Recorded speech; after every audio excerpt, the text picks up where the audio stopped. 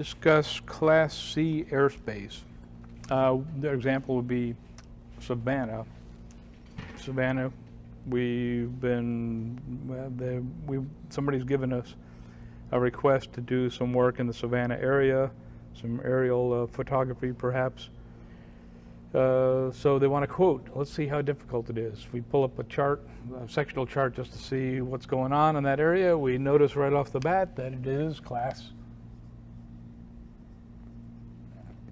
C airspace.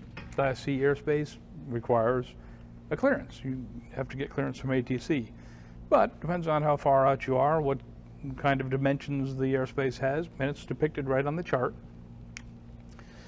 Typical Class C airspace is, I'll do a side view here that might be helpful. First, we have the surface. There's the ground, the earth. And there's the airport right there, and usually from about 5 miles out, surface up, and then it'll have an extension that goes out to 10 miles, depending on the airport elevation and whatnot, and then it'll have a series of numbers. In this case, you'll see it on the chart there, it says surface,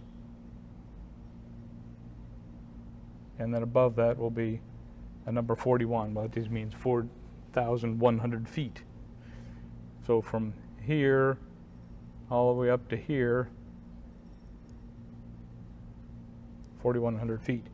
And then this outer ring, it has, it's depicted on the chart that you can see it. It says 13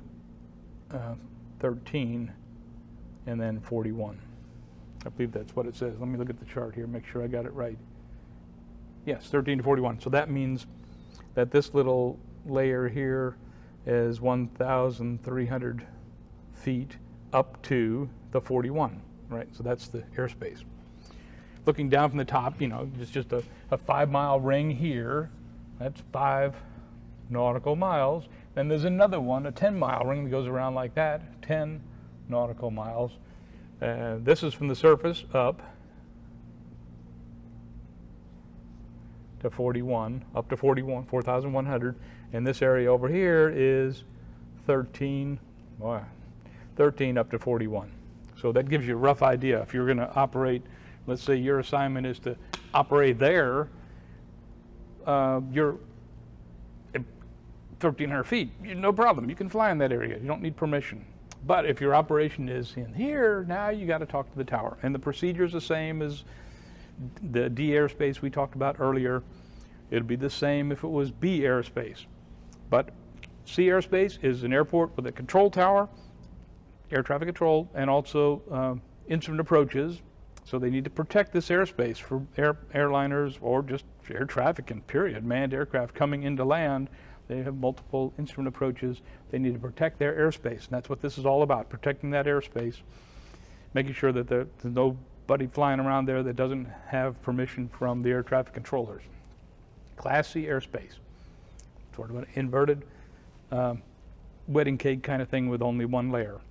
Typically, 4,000 feet is the top of the whole layer. So, not that we can do this, but if we had a drone and we could fly above 4,000 feet, above 4,100 feet, we wouldn't have to get permission either. But yeah, not likely. Right, so that makes sense. That's pretty easy. Class C, controlled airspace. And you can look at the chart. You can tell right off the bat. You can find your control tower frequencies. You also note, though, if we look a little bit closer, we will notice on the chart that there is a shaded magenta area around here. You'll have to look at the chart. It's like a little shaded magenta area. That indicates that there's something different going on here. The suggestion you might have, and you need at this point, you'd be checking into the Airport Supplement US to find out a little more about the Savannah airspace. Because what they're saying here, as you read into the Chart Supplement US, that this is a control tower that's part-time.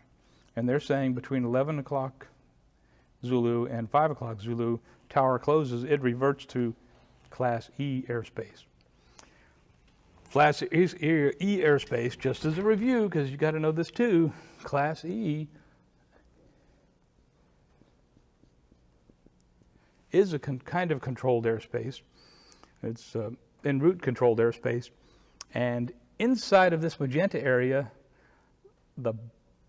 it is controlled airspace above 700 feet and above. Outside this airspace, outside that magenta thing, it's 1,200 feet and above. That's controlled airspace. But you don't specifically need to be talking to anybody in there. Class E is confusing. I'll give you a link to a guy that can explain it better than I can. So, bear with me. But that's basically what's going on here. Again, that's not too much of an issue, right? We're going to be below 700 feet. And that is about the fact that even if the tower is closed, people may still be doing instrument approaches, and they need to get lower. As they're approaching the airport, they're going to be descending because they want to be at the surface when they get to the end of the runway, right? So they need this protected airspace out here. They need a little protected airspace out there. It's all sea and void out here, and even above here, it's sea and void. But if the weather was low, they'd want that protected airspace. So that's Class C. In this particular case, it's a part-time tower, and that's the clue by seeing that magenta shaded area is like, what's going on? This is something different. Now, not all Class C airspace is like that. Some airports are 24/7, but that's something you want to pay attention to.